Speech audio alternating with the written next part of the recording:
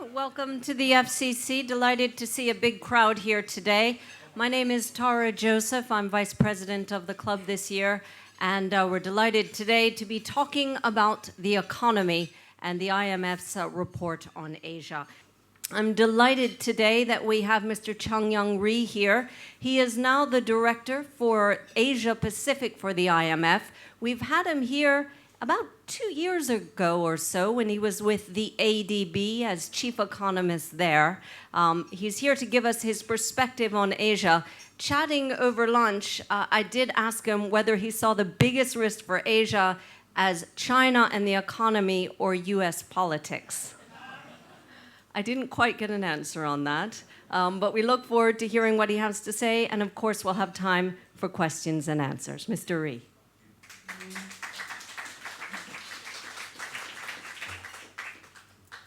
Good afternoon, and it's really my pleasure to be back to FCC and then present the key takeaways for the 2016 Asian Pacific Regional Economic Outlook, which is one of our flagship publication from the Asia Pacific Department, together with our IMF colleagues. And we had a very nice official launch of this report yesterday at HKMA with a very generous support from the Hong Kong authorities. So let me briefly summarize key takeaways from this report so that we can have more time to have a Q&As. And thank you. So the first key message is that despite the slower than expected recovery of the advanced economies and the risk rotation toward the emerging economies, the key message is Asia is still relatively better shape compared with other emerging economies in the other region, and then still remains the global growth engine. We forecast that the Asia's GDP growth rate in this year and the next year will be around 5.3% in 2016 and 17. That is slightly moderation from the last year's 5.4% growth rate. But still, this 5.3% growth rate is 2 to 4% higher than the growth forecast for other regions, and then also account for 2/3 of the global growth at this moment, as it has been since 2010. So Asia definitely Asia is also moderating, but still it remains as the strong global growth engine for the whole global world. That's the first message. Second message, we talk about 5.3% growth rate over Asian Pacific as an aggregate. But this aggregate number masks the heterogeneous performance of each several countries. So I do not have a time to go over all the growth forecast of the individual countries, but let me highlight just a few. The first one is that we revised upward our growth forecast for China from 6.3% to 6.5% for this year, 2015. And I'm asked again and again, okay, the fund has revised down your global forecast for the global world. How come you revised upward China's growth rate from 6.3 to 6.5%? And then the major reason why we had revised our growth forecast is basically the short-term economic performance at this moment in China has improved quite significantly since the last half of the last year, because the lag, it seems like a lagged impact of the stimulus plan packages they introduced from last summer now seems to work quite nicely. So we see that the recent statistics, yes, manufacturing sector is really going down still, growth rate is lower, but service sector is growth high, and the real estate sector is now seems to bottoming out, and many infrastructure investments going on. So because of this, the stimulus packages, the short-term growth prospect become brighter, stabilizing the economy and has many positive impact. But at the same time, we want to emphasize, though, depending on where and how this stimulus is used, for example, whether it's going to be used to boost the growth of the old sectors with overcapacity, or whether this stimulus will be used to boost the growth, to find the new growth engine, depending on how and where this stimulus is used, the medium-term risk can also increase together. So that was the China.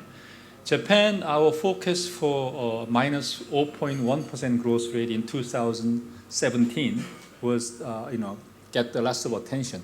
But this minus 0.1% growth, which is quite low, is actually does not take into consideration for any offsetting measure if they introduce the consumption tax increase in next April. So basically, minus 0.1% growth in 2017 reflect the negative impact of a consumption tax increase, possibly, but at the same time, we did not incorporate yet the offsetting measure, but Japanese government probably is likely to introduce if they have to increase the consumption tax rate. So if together with probably offsetting measures, the real GDP growth rate for Japan in 2017 must be higher than our focus at this moment, and we will revise this issue once we know more about the detailed stimulus plan next year. And then the India still remains the fastest growing emerging economies in the world. Their growth rate is forecast to be 7.5%, and there are lots of the details which I'm happy to answer your questions later. The third message is the downside risk. Asia shared a very similar downside risk with other regions, such as like weakening global recovery in advanced economies and the asynchronous monetary policy of the advanced economies, and as a consequence, the global financial market tightening and China's rebalancing in spillovers, and then some domestic idiosyncratic factors. So you haven't heard so much about this global factor. So let me just highlight two. One is impact of asynchronous monetary policy and the global financial market first. And we expect that after the U.S. monetary policy is normalized, what we are concerned is that this normalization of the U.S. interest rate will cause some capital outflow from the region. That was our main concern, and some repeat of the taper tantrum period. But so far, when you look at the capital outflows from the region, except China, we didn't see very much outflow of FDI or bond investment flows. Yes, we see some evidence that the equity investment has outflowed in the second half of the last year, but actually now it's recovered. So overall, we are concerned on the capital outflows, but at this moment, looks like the concern. The data doesn't show that the outflow is so significant enough to get our attention. But we shouldn't be complacent. I do not mean that this lag of capital outflows so far is an evidence that asynchronous monetary policy of advanced economies does not have any impact. If you look at the exchange rate movement after the Fed normalization, the exchange rate of several Asian countries has significantly depreciated. So, and maybe that since Asia rely more on the flexible exchange rate and using exchange rate as a shock absorber, they may be the main reason why we do not see the large capital outflows. So still, what will happen in the future if the Fed normalizes again? I do not want to be complacent that it's saying that it won't cause any capital outflows, but so far it looks okay, and the Asia learned how to use exchange rate flexibility as a shock absorber. That was the lesson that we learned in the last years. And then let's move on to the second downside risk, that's of China's spillover. I really want to, it will be a little bit self-promotion, but I really like the chapter 2 and chapter 3 of chapter 4 of our report, which it has in-depth study of China's spillover. So I really hope that you can read it. And if I just summarize the main result, China's rebalancing from export orientation to the more domestic demand-driven economy, and also investment-led growth to the consumption-led growth rate, which is now actually is progressing. That can have a positive impact in the medium term. But what our research shows that in the short term, this rebalancing can have a quite heterogeneous impact to its Asian neighbors.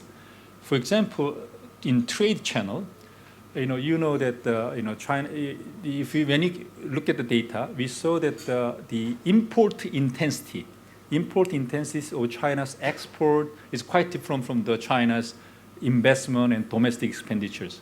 And for example, investment goods and then also the export goods have more import intensity rather than the consumption goods. So when China actually spend more money in the investment, infrastructure investment and export, promoting export, they have to import more raw materials and the other intermediate goods from other countries. On the other hand, when they spend more money on consumption, they do not need to import as much as before.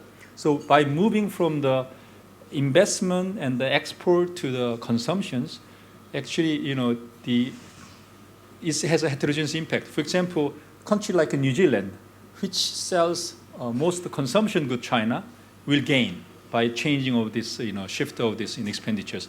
On the other hand, such as country like Taipei, Taiwan, province of China, and then Korea, and some other countries which sells manufacturing goods to China and the raw material to China, like Malaysia and other countries, Australia, they will suffer because their demand for their materials will goes down. So it has a heterogeneous impact. Second, in terms of if you look at the metals and the raw materials, China's rebalancing caused much slower demand in metals such as the iron ore, nickel, copper, which is mostly used for the construction company and manufacturing. The demand drops quite significantly. On the other hand, food demand is increasing actually because their consumption is increasing.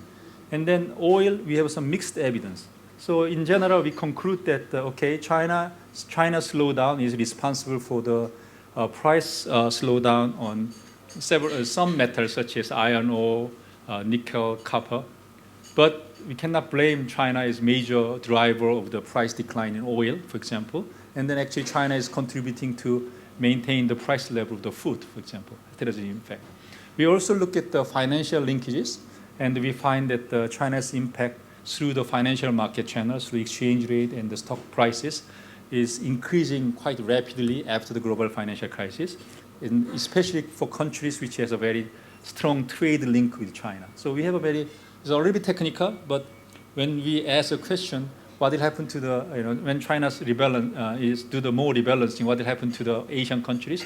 You can see who's going to be a winner and who's going to be a loser from our chapters. Okay, so far it's more the spillovers and the financial linkages, but the first main key message is that Asia has its own structural problem to address urgently. The first one is high leverage. After the global financial crisis, in order to maintain the robust growth momentum, Asia relied heavily on the monetary expansion and fiscal expansion also. As a result, leverage has increased quite significantly for many Asian economies, including China. And then as a result, especially in particular corporate sectors, the leverage ratio is quite high. And another problem is that if you look at the corporate sector in Asia, compared with other countries, the profitability of some of their corporations is quite low. So together with this low profitability and the increased leverages, several Asian countries now start having a pocket of vulnerabilities. And if you do not address this issue urgently, then this can be a serious problem in the medium term, and we have analysis. And so that is one structural weakness. The other structural weakness is the rising inequalities. And our chapter 4 of our report discussed rising inequalities in Asia. When the Asia's four dragon, had a very high growth rate in the 60s and 70s, together with high growth rate, we observed that inequalities is actually going down in Asia. But very differently, from the late 1990s and the early 2000s, when Asia's growth rate is really picking up, inequalities also deteriorating. So especially this the rising inequality problem is much more manifest in China and India, which has a higher growth rate, even though it's a common problem for many Asian economies. And that has a very negative implication because of the inequality, as you know, hurt the social cohesion, and then that may have a longer-term impact on the medium-term growth rate in Asia.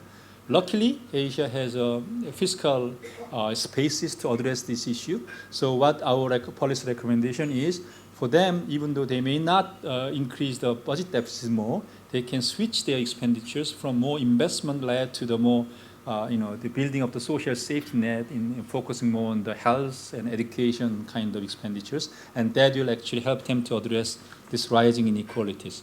So, and our final message is importance of structural reform.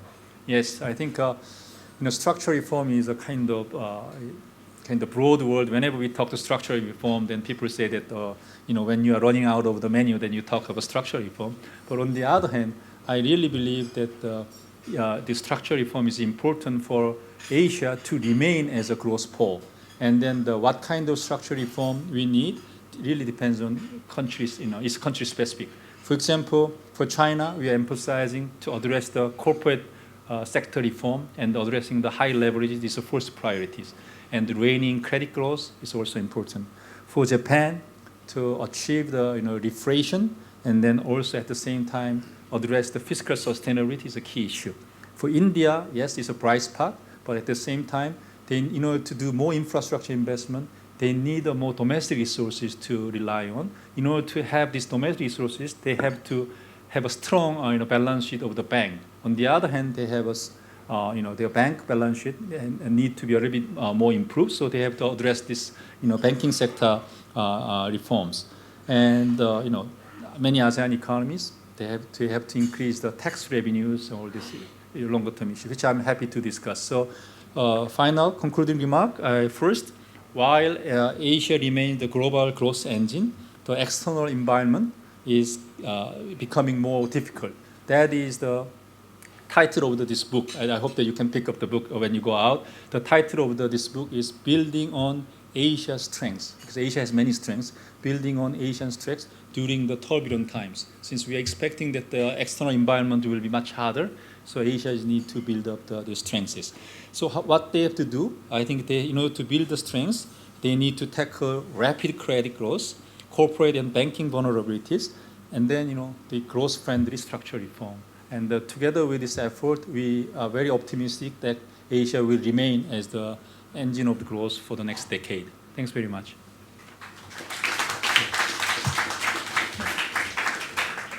If that's okay with you, we'll start right over there. My question refers to when you, at the beginning, you were talking about Asia being 2/3 of global growth. How much of that do you think is demographics, and how much of that is, let's say, economics?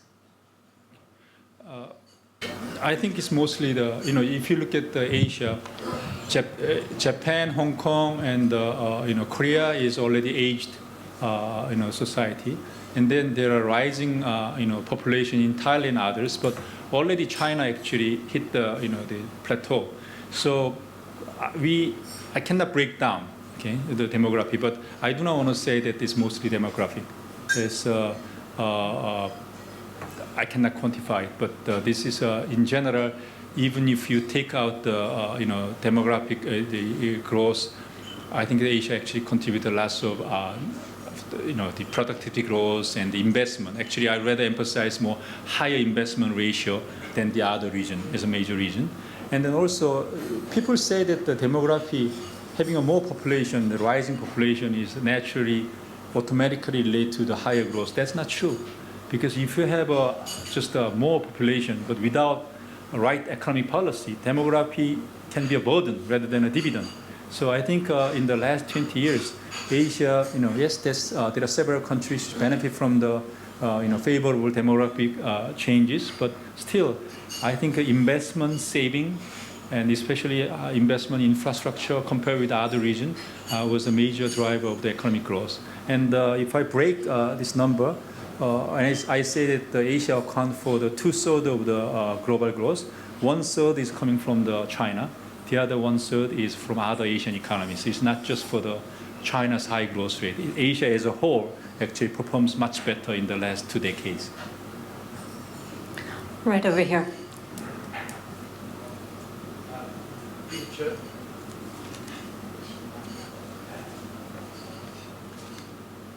Peter Churchhouse letter. You mentioned debt as being a potential Achilles heel for Asia. And as we know, aggregate debt in Asia is now way higher than it was as a percentage of GDP than it was before the Asian financial crisis in '97. Are you seeing a lot of evidence around Asia of countries and corporations really systematically acting to reduce the risk of a major problem in the debt side of things? Because this does seem to be Asia's biggest problem to me. Yeah, it's a good point. I think I want to point out that we are emphasizing this rising debt and the high level of leverage as a potential risk. But we actually, if you ask me whether this is manageable, I think so. Because Asia, on the other hand, has many buffers. And the situation is quite heterogeneous. For example, if you look at the high level of debt in China, we are saying high level of debt, but if you look at the public debt and household debt, it's very low still. It's a corporate sector debt. And then if you look at the corporate sector debt, it's mostly state-owned enterprises, okay? And then with low profitability. And China has many room for the banking sector is relatively much better shape. And China has fiscal resources and other things. So I do not mean that this corporate debt in China is a kind of risk of having an immediate financial meltdown. I do not mean that. It's more like a low profitability of the state-owned enterprises. They have a higher debt. And then if you keep on rolling this debt, it will affect the productivity negatively. And then it can actually slow down the China's growth rate much more. So it's more like its impact on productivity and growth rather than financial meltdowns.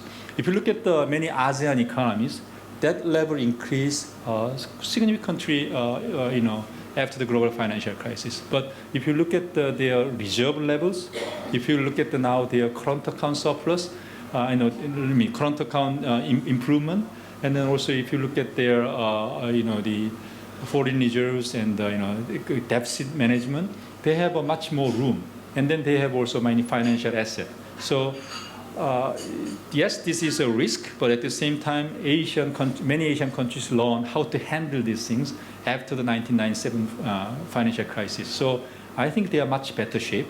I don't expect the immediate crisis, but at the same time, we have to warn them that it's more like a speed which has increased quite rapidly after the global financial crisis. So if this trend continues, they will have a problem. So it's better for them to act urgently now to address this issue. So just to pick up on Peter's question, when it comes to China's level in debt in particular, do you think the country is managing that, both in terms of corporate debt and also in terms of government debt, that they're reining it back properly and in a timely fashion? I think this is what we have to see. Okay, so I have a good news and bad news. Good news is that Chinese authorities already recognize this problem. They are willing to address this issue. For example, for recently they announced several plans to reduce the overcapacity of the several sectors such as steel, coal, these things. Some people say it may not enough, but still it's a good initiative. And now they are introducing the new financial kind of engineering or financial scheme to address these issues, such as debt equity swap, securitization, and all these things. So, but the details it depends on the implementation. So we believe that, for example, this financial engineering scheme is a good initiative because that can be an efficient tool to the restructuring in many other countries. But how they do it is really important, right? For example, we have a very nice blog about this issue. We emphasize that if they do it, this has to be, first of all, this financial engineering should be applied to only viable companies. You have to really, differentiate the viable companies, non-viable companies. If you do the debt equity swap, and then bank happen to own the equities later, the time for the banks holding of this equities should be limited, and they be allowed to sell these things at the market prices in a near future. Okay, Third, this financing engineering is not enough. What is more important one is operational reform. What is the main purpose of this corporate restructuring is to make the non-profitable company to become profitable. If you just reduce the debt by doing this financial engineering of state-owned enterprises, still they remain as a low profitable companies, then the same problem can arise in the future. So how to make them is very profitable is an issue that require corporate governance reform and many other things. So if they do it rightly, I think that they have they can has still room to do it. And how fast and how well they will do it, we have to observe it. And one concern that we have recently have it is we have some kind of, this is like if it's sunny, you worry about, when it's rainy, you worry about, it's sunny when you worry about the umbrella, all these things, right? So when we look at the recent China's growth, we're very happy to see the higher growth rate in the first quarter because, really stabilize the market and the market's expectation of things. But at the same time, when you look at it, this growth is led by the credits. Then, we have to ask what is the implication for this credit expansion for the corporate restructuring, whether this credit is used for the evergreening, the overcapacity sector, that will go, this is not going to be good, right? So really, I think we have to see how they handle these things. So depending on how they handle it rightly, I think the outcome will be different. And then but we believe that China has a room to do it, and the authorities already mentioned and already committed to the corporate structure reform and introduce many schemes, and we really hope that they can manage this transition successfully. So we are all saying that this process won't be easy, it will be lumpy, but bumpy, but we will be, but we believe they have resources, human resources and fiscal monetary resources to do it. The result of the rise in Japan's consumption tax over the years has not been particularly good for the economy and good for politics as well. Do you think, first of all, maybe explain why the IMF, if that's correct, thinks consumption tax is a good idea for Japan in particular, and do you think it will be different this time if they raise it again in 2017? Japan has two issues, right? Japan at this moment, they have to achieve this Abenomics goal, 2% inflation and 2% growth. At the same time, they have a very high public debt. So they have to address medium-term fiscal consolidation. So far, our IMF's official view on consumption tax is that we should not talk about consumption tax alone separately. This has to be a part of the big packages. So with this medium-term consolidation plan, they can rely on the fiscal stimulus to address the short-term the economic growth problem. So, for example, if they increase the consumption tax as planned, they may require the large offset measures to offset the negative impact of consumption tax increase, together with the commitment to have a medium-term fiscal consolidation. So, how they achieve these two goals, and they have to commit to the medium-term consolidation, and then have more room for managing the short-term impact. So that is our advice. Are you saying that China is going through a process of rebalancing, or are you hopeful that it can? I'm trying to think where you think it is right now. First of all, I think we have to differentiate two phases of rebalancing. The first phase is that rebalancing from the export orientation to the domestic expenditure-led growth. I think that one was very successfully done in the past couple of years. For example, the 10% current account surplus in 5 years ago. Now the current account surplus in China is below 3%. Okay? So I think the first phase of rebalancing from export orientation to the domestic demand-led growth, I rather give A scores. They did them pretty well. Now they are in the second phase of the transition, which is more investment-led growth to the consumption-led growth. I think that will take time, and China is moving in the right direction. So yes, I think what you are worrying about is the first quarter number that we also shared some concern. But if you look at the last couple of years, for example, like even manufacturing growth rate is almost hitting the zero. If you look at the service sector growth rate, is well above nominal terms and well above 12%.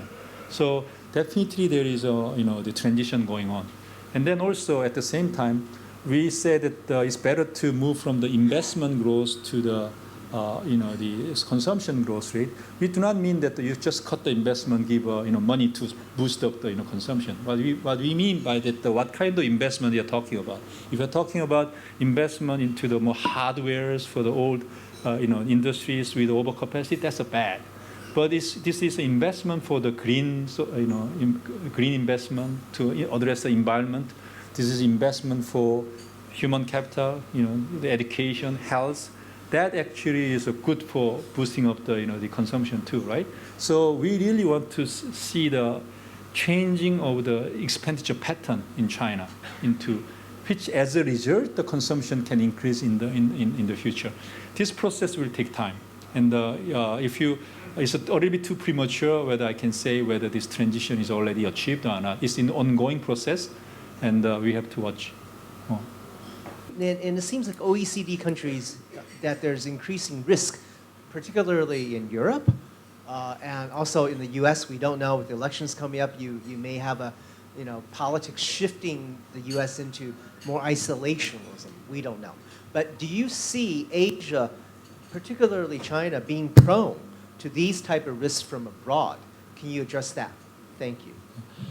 Our view on the Europe and U.S. Growth is that, as MD made clear during our spring meeting, yes, U.S. has already started to have some sustained growth. Yet Europe just turned around, but still the recovery is too weak and too fragile.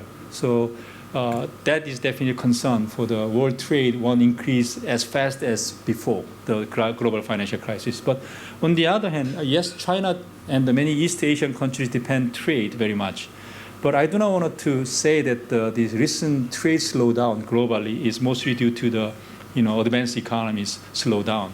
If you compare there are two important phenomena. One is that comparing the before the global financial crisis period, 10 years, now the after the global financial crisis, trade growth rate is lower than the GDP growth rate world, which was not the case before the 10 years before the global financial crisis.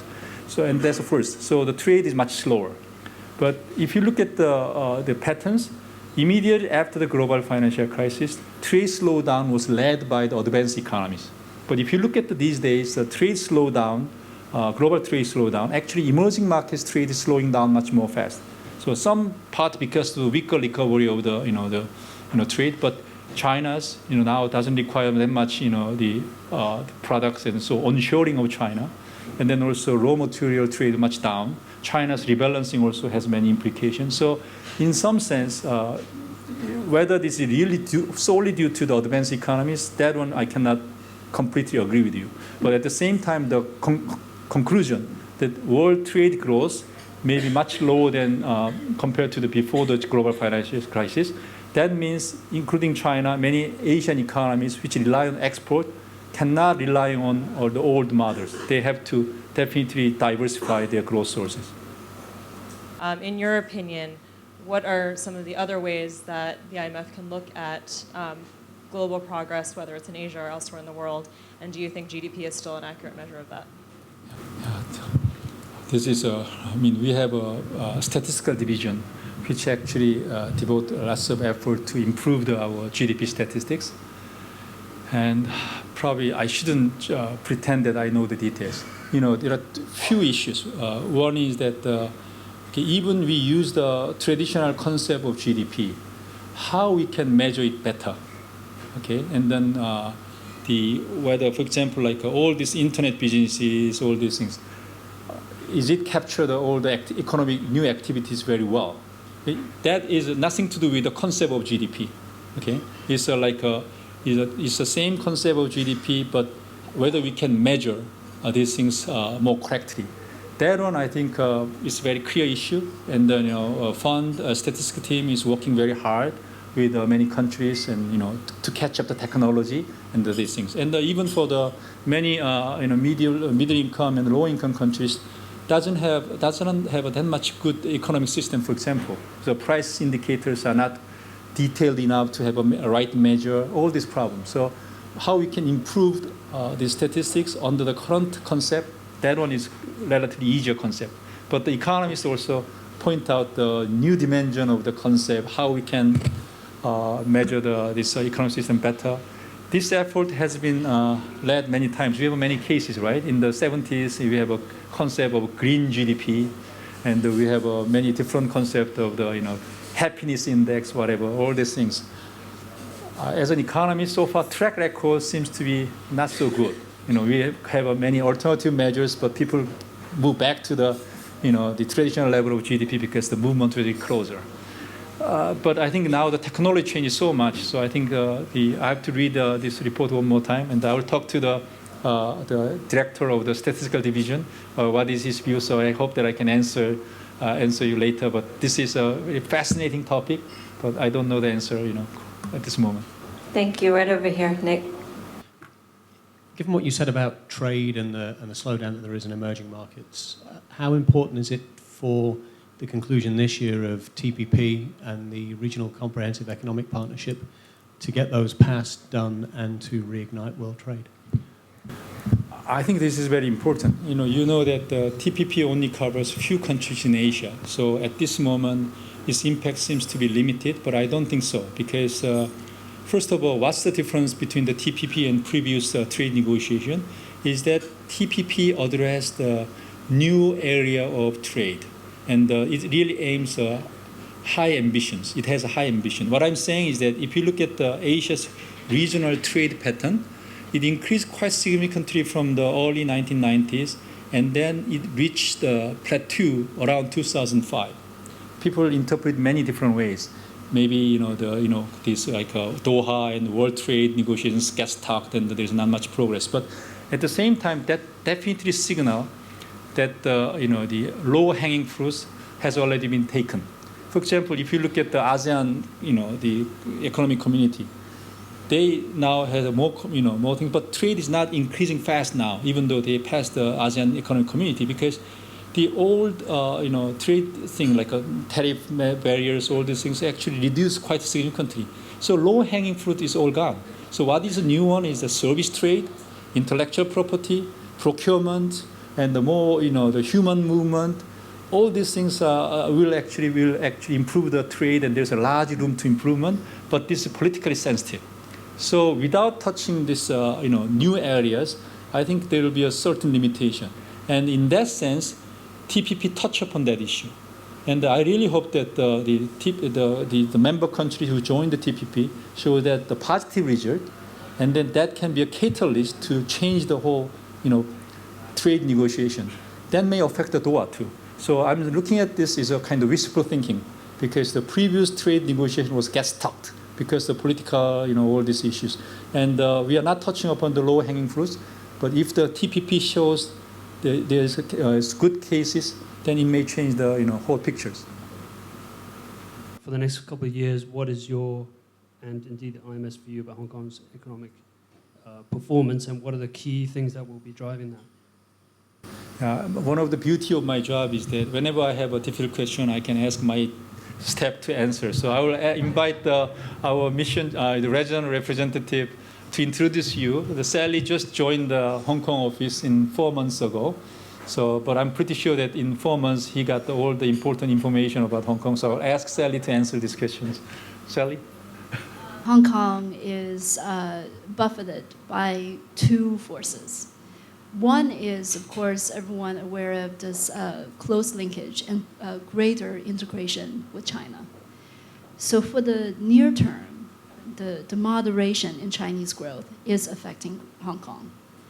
On the other hand, Hong Kong is also, being a small open economy, is being affected by other global forces. So this moderation global growth for the near term, it's also affecting Hong Kong. So if you look at our forecast, what's interesting is, Changyong mentioned, our forecast for China for the near term for this year is revised higher. But for Hong Kong, we actually trim our forecast slightly lower. And that's precisely because of the confluence of these factors, that the moderation in terms of tourism flows into Hong Kong, for example, that's affecting retail sales here and consumption patterns here. But Also the general tightening of financial conditions globally. It's affecting equity market performance here, and to some extent, the real estate market performance here, and that has wealth effect here, negative effect in terms of wealth here in Hong Kong. So that's also filtered to the consumption. But over the longer term, the medium term, I think some of the structural factors that have been supporting Hong Kong, in terms of the openness of its economy, the very strong buffer of its financial system, particularly its banking system, is able to enable Hong Kong essentially to continue to grow. So our expectation for Hong Kong of the medium term remains very strong. I remember 1997 when the Hong Kong, UK left Hong Kong. There was a lot of bet whether Hong Kong will lose its status to Singapore. And then now you see what happened in the last 20 years. So, I think that together with China, if you have a positive views on China in the medium term, I think the future of Hong Kong will also be optimistic. That's a positive note to end on. Mr. Rhee, thank you very much for coming back in your capacity with the IMF. Thank you very much. We hope you won't wait too long before coming to visit us again. And in the meantime, we have some gifts, including some notebooks, which we hope you'll carry with you, because we know you like to keep them in your pocket. Thank you very much for joining us.